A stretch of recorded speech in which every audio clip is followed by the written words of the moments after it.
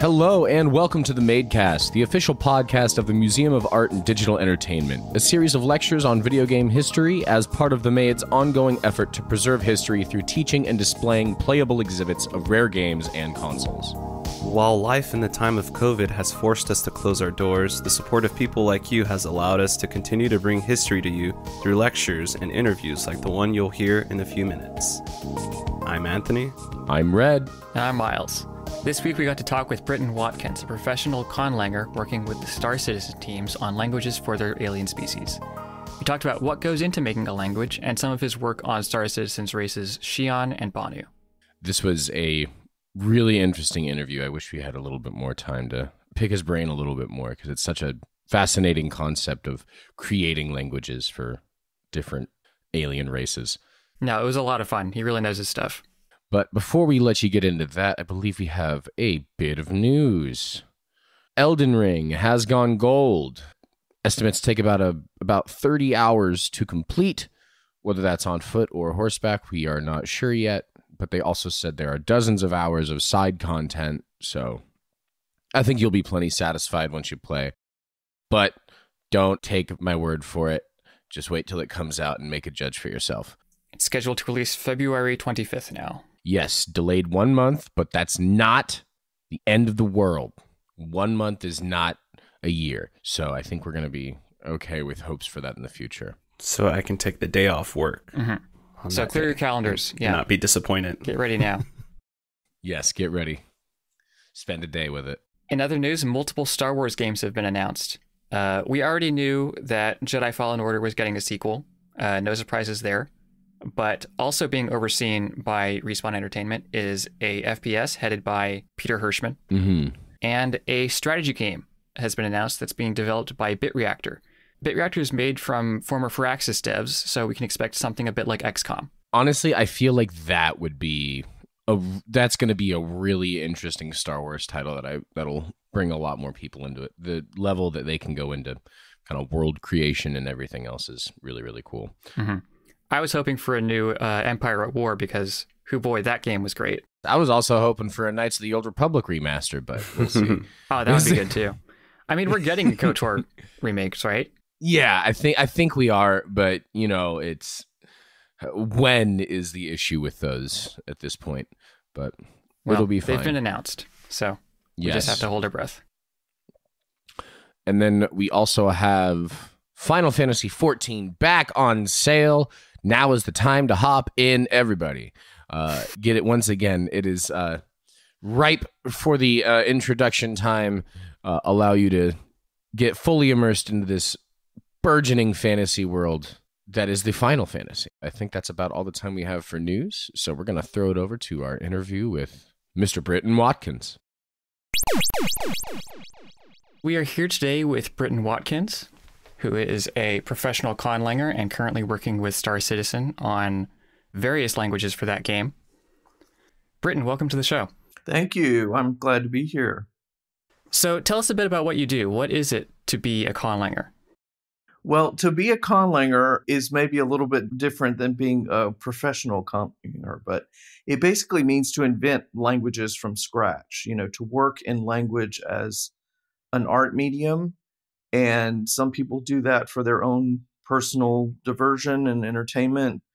Other people do it to highlight or augment some other form of entertainment, like a film could be constructed language included in a novel. In my case, it's for Star Citizen, the game. Mm-hmm. So how did you get started doing it? I became interested in constructed languages as an offshoot of being interested in natural languages. So I speak Spanish. I spent many years living and working in Japan and speak Japanese. And the fact that the constructed languages, when they're fully fleshed out, are grammatical and work like natural languages do, was my segue into it, I guess. There have been a lot of people doing this for a very long time. And I even made a documentary about it called Conlanging: The Art of Crafting Tongues, where people can go learn more about the real deep history of the phenomenon of humans inventing languages. But I just, ended up working through some connections on Star Trek Into Darkness, teaching the actors how to say their Klingon lines. And that led to more interest. And here we are today, about 10 years later from that first experience with the Star Trek franchise. That's really interesting that it was kind of like Klingon that you started out with. It's kind of like the initial, as far as like a lot of people are aware, it's like the first created language that people like kind of in this sphere are semi-familiar with because it's been so popularized. Yeah, well, it's of the most modern science fiction entertainment franchises, it's probably the biggest, most recent grandfather language. Of course, beyond that, you go back, you get Tolkien and all the Middle Earth stuff, and you can go all the way back to Europe in the 1100s, and there's documentation of people doing it. But yes, Klingon is definitely the one that most of us know from those first few Star Trek movies after the original TV franchise.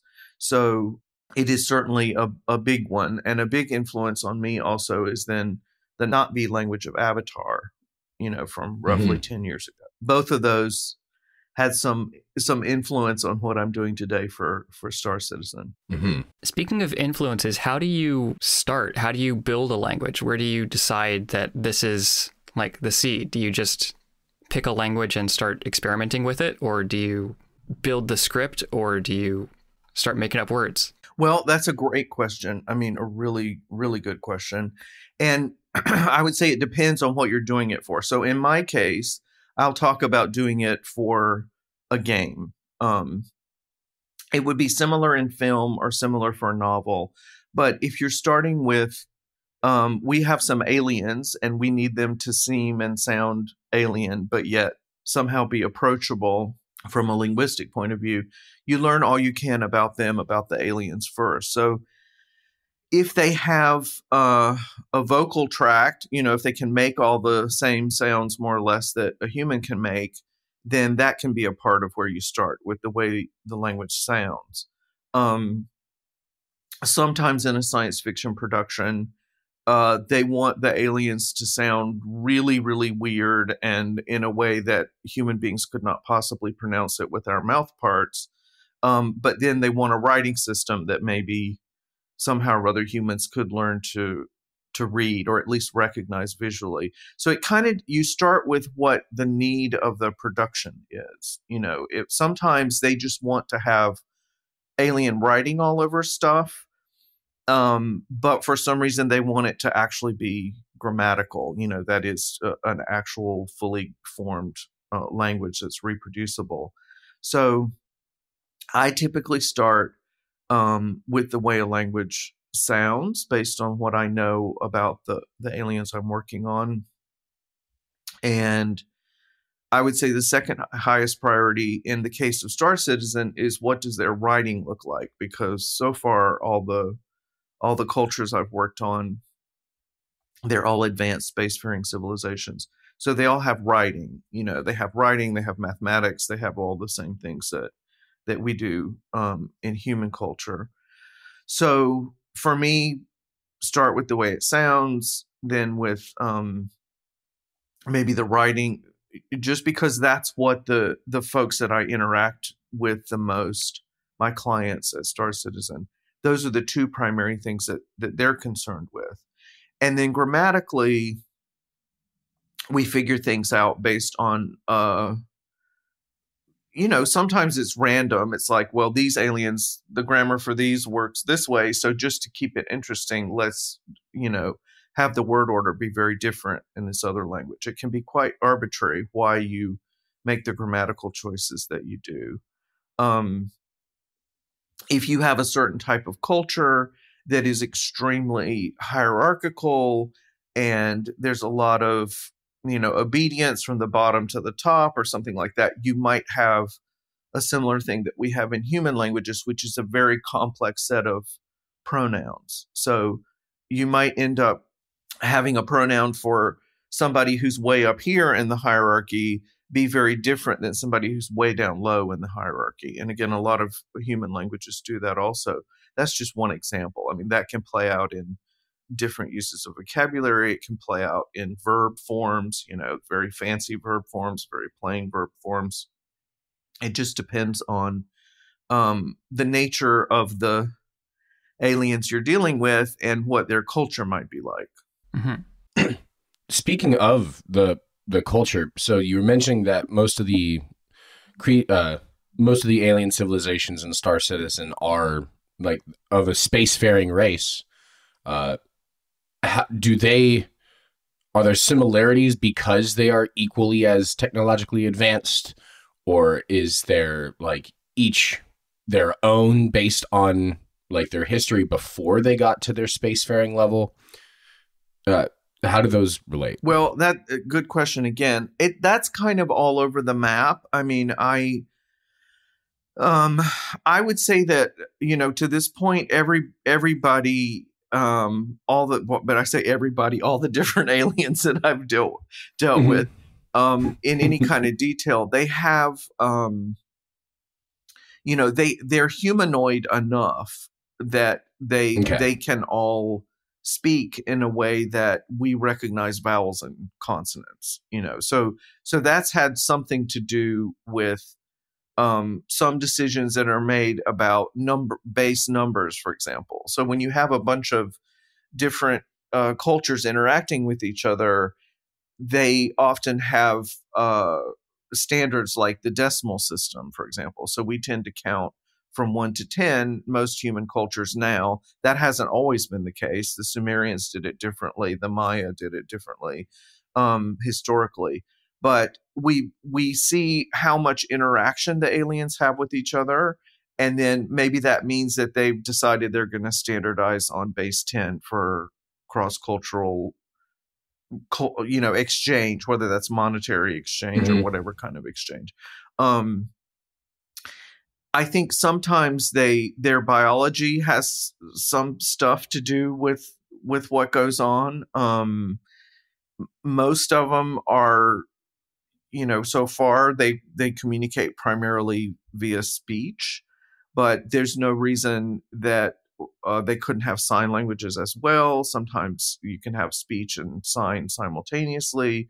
You can have speech augmented by sign, or sign augmented by some kind of facial movement or some kind of sound.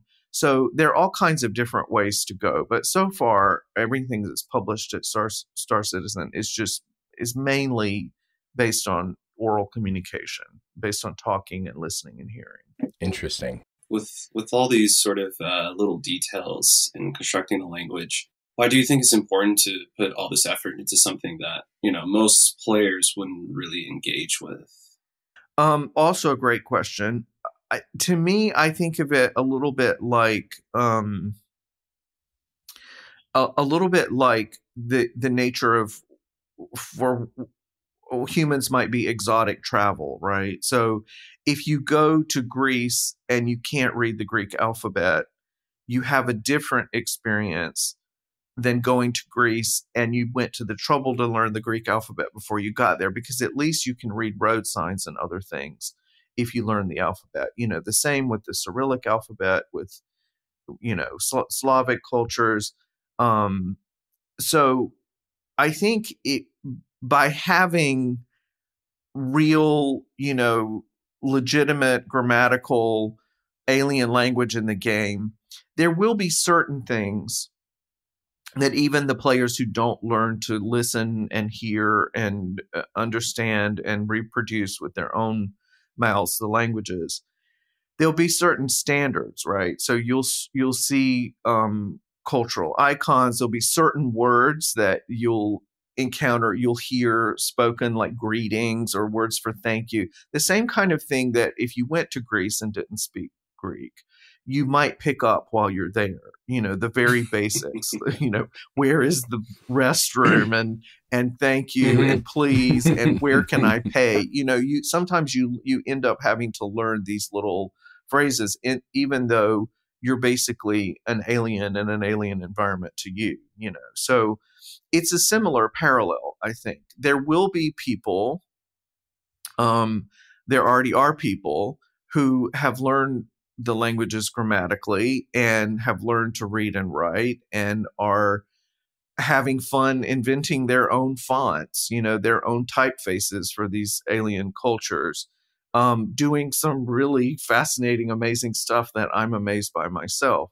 So once we create a culture with its own language and its own writing, for the people that do want to engage, it opens up a really fascinating avenue of cultural things, fun things, creative things that they can explore while they're not in the game, right? So it's like maybe you love going to Greece, but you don't get to go to Greece every year. But while you're not in Greece, you like studying Greek, you like learning about Greek food, you study up.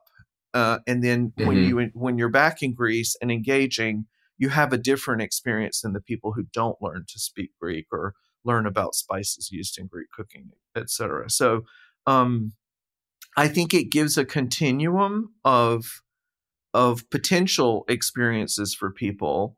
And of course, we're talking about hundreds of years in the future in terms of human technology and evolution of our civilization. So there probably, will be some technologies that'll help, just like already you can point your phone at something and, it'll tell you, oh, well, that squiggly Chinese writing means, this is vegetarian. We already have technologies that help with language challenges, cross-cultural language challenges. And I don't know for sure. I imagine that there will be some kind of assistance in certain cases for people who don't learn the languages fluently. But again, it creates a continuum of potential experiences for people. And that's what we're interested in, the realism of it.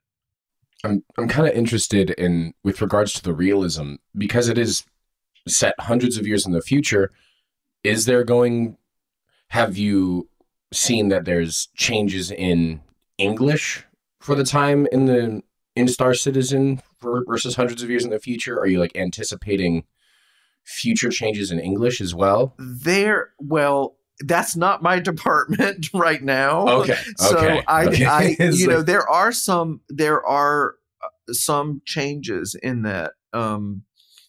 They're different brands and different standards. And I've noticed just from my, that's not my department, but I've noticed it for example, the people's names, the names of the people who speak standard in the future, there seems to be a whole lot more cultural diversity. You get people with an Indic first name and a Spanish last name. They're making a lot of effort to show a slightly different human civilization than we have today in terms of people's backgrounds and cultural experiences and all of that. But in terms of, have they asked me for like slang for the way people speak in the Star Citizen universe? No. Might they one day? Yes. But again, that's kind of more the territory of the folks who are already in the creative writing team, the narrative team, who speak English now natively as their first languages. Okay. Yeah, that's interesting. Working on a script like Xi'an or Banu, like they look very different from each other even. How do you decide how a script looks? Because I would think that only knowing English, it's fairly driven by sort of practicality and like how quickly can you write down information? Are there other guiding principles to it? There are guiding principles. It kind of depends on a case-by-case basis, a culture-by-culture basis. So in the case of the Xi'an writing, it was very important to Chris Roberts at the head of everything at Star Citizen to have Xi'an design vocabulary, if you will, be extremely vertical. So he wanted the ships to be vertical. He wanted anything that was an inscription that was written in Xi'an, in a native Xi'an context, to be vertical. And that drove a lot of the ideas around, the look of it and the kind of syllable-based nature of it. But we also had the design practicality that in this future world, the Xi'an are interacting a bit, with the humans, and you get into contexts where, okay, we need to publish this bilingual information sheet, so that anybody who's a speaker of Standard or a speaker of Xi'an would be able to read it. So that kind of forces us to make a writing direction distinction. And if we write Xi'an in syllable blocks the way we do, it can also easily be written horizontally. So that was a big kind of factor there. And with Banu, we very much wanted it to look very different from Xi'an.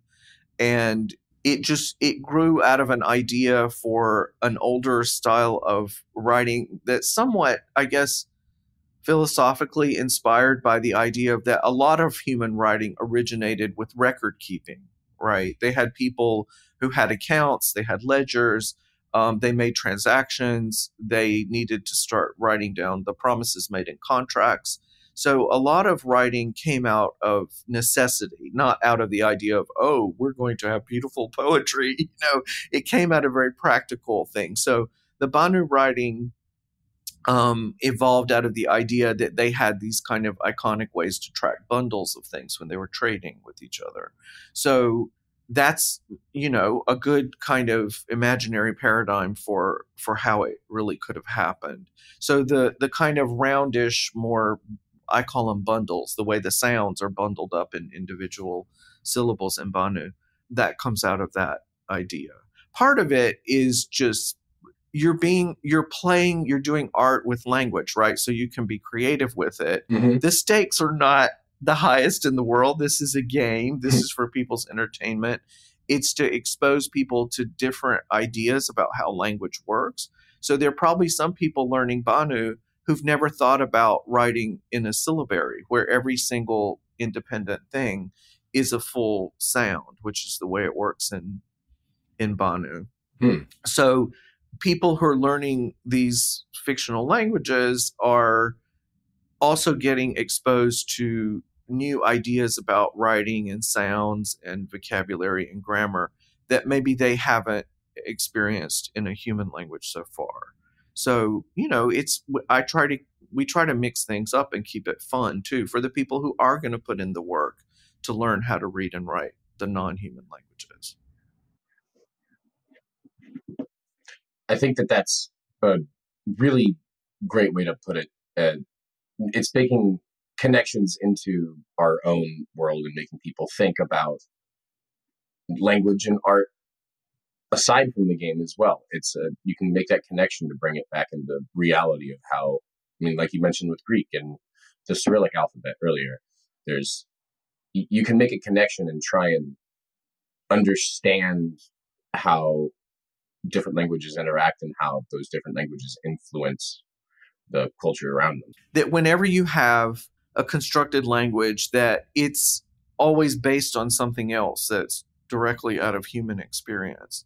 Of course, we're humans, right? We're kind of locked in to a certain extent to thinking and processing our human experiences with our own brain. So, you can end up with things that do seem quite derivative or, pulled directly from here and there. And, I am honest in saying that all kinds of different facets of human language influence the work that I do for Star Citizen. I'm not trying to completely reinvent the wheel. We're ultimately, we're talking about performance capture and actors, and they have to learn something. They have to learn speech behavior. They have to learn gestural behavior. They have to learn something that will translate into, an entity in the game that we get to perceive as a living, breathing alien in the context of that gameplay.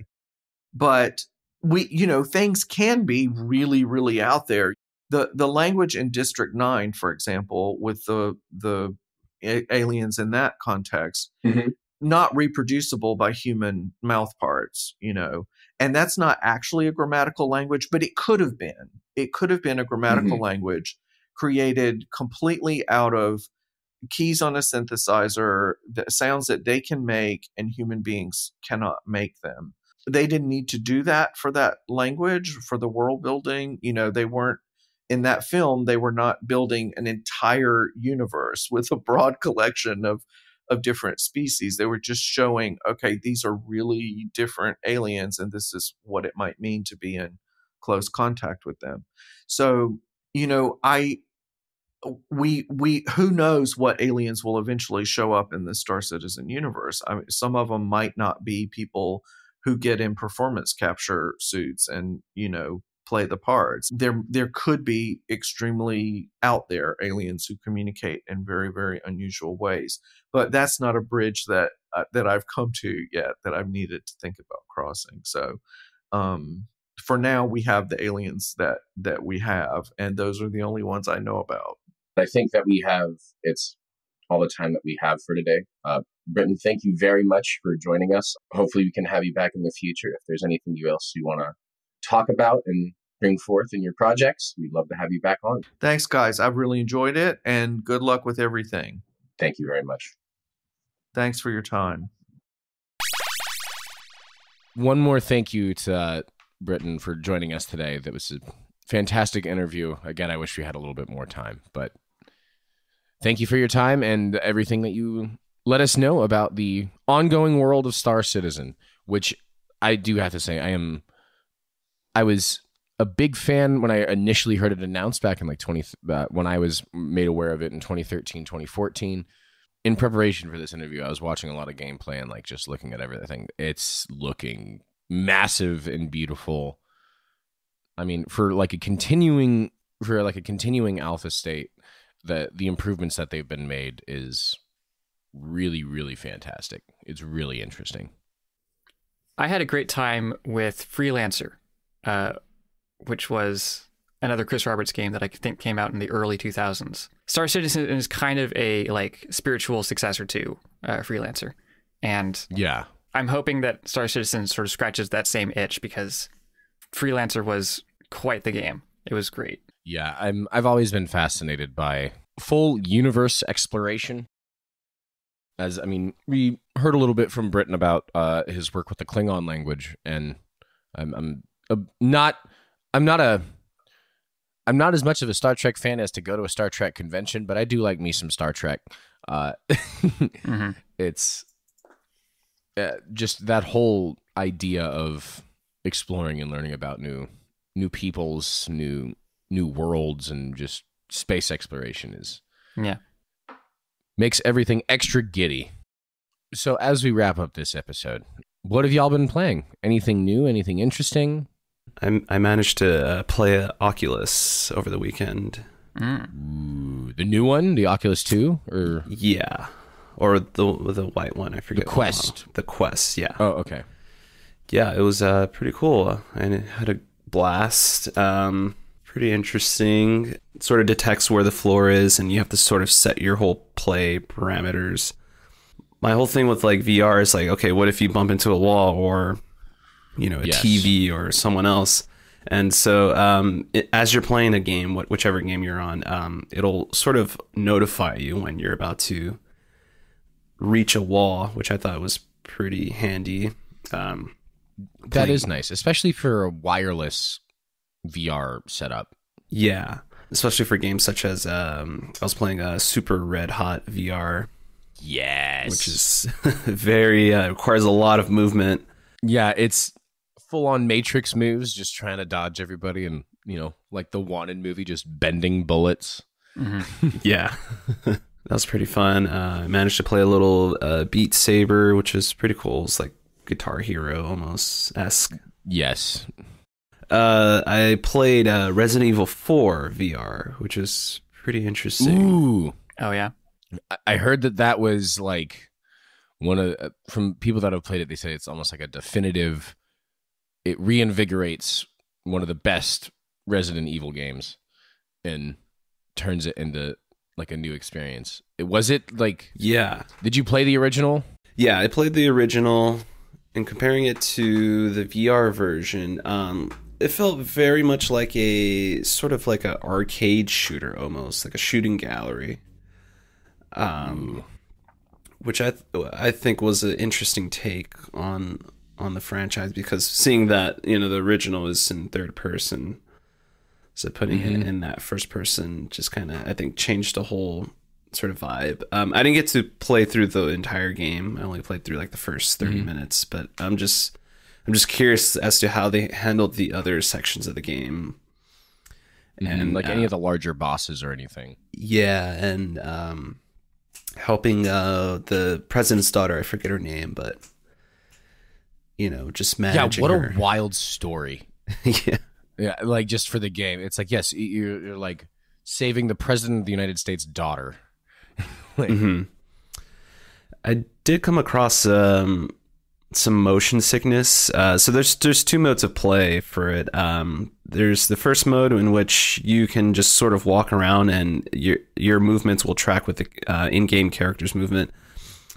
That instantly gave me like motion sickness. I had to turn that setting off and had to do the sort of default, which you sort of just kind of point in a direction you want to move and it'll just transfer you over there, which is, it took a little bit of the immersiveness out of it, but I didn't want to yak. No, that's fair. Yeah.